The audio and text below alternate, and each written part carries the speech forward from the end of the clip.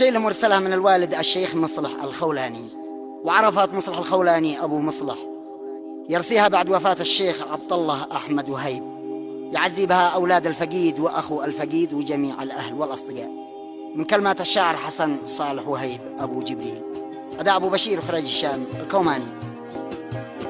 مع تحيات تسجيلات الكوماني.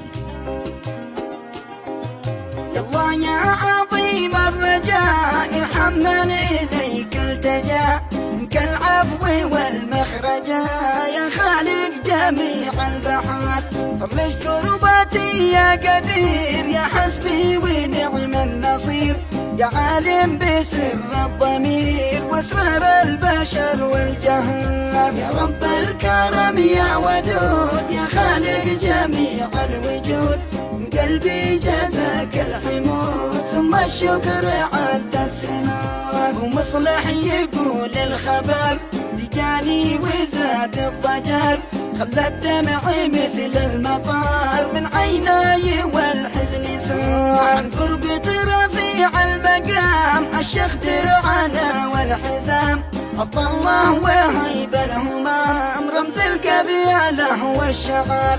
عمي كان رمز الكرام تاج الشيبة المحترم، وتصابني بالألم واشعل داخل القلب نار. عبد الله راجل مستقيم ابن أحمد وهيب الحميم، مقداره وشانه عظيم غني معدنه والعيار. أطيب شخص في طيبته والإخلاق من شيمته، قلبي حني من فرقته والنبض عني وطار. كان إنساني نشمي وجيد في كل المواقف أكيد، كل الناس عني تشيد بإخلاقه وحسن المسار.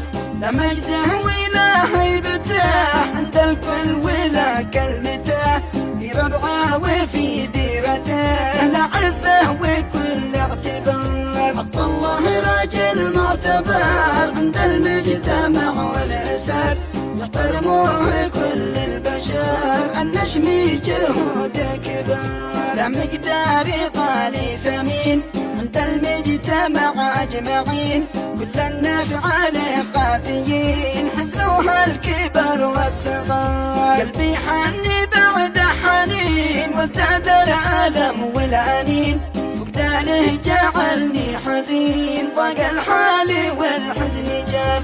مات الجيد مات البطل فرقنا وعنا رحل، عند الله بأمر الأجل ودع سرته والديار. يالله يا رحيم ارحمه وسع رحمتك تكرمه، والجنة بها تنعمه الفردوس لا خير دار. يا ولاد الفقيد الكرام واخوه اهلها الكل عام، واجب صبركم باعتصام يا اهل العزة والافتخار. يسرد آل وهاب كلكم عظم ربنا اجركم، يلهمكم على صبركم واجر الصبر اغلى ضمار.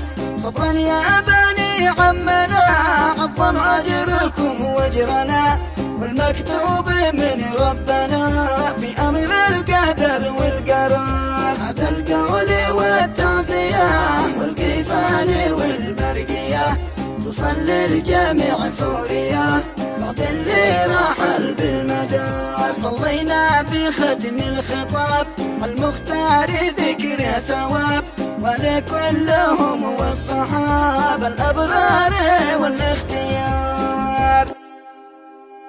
صلينا بختم الخطاب المختار ذكره ثواب، ولكلهم والصحابة الأبرار والاختيار.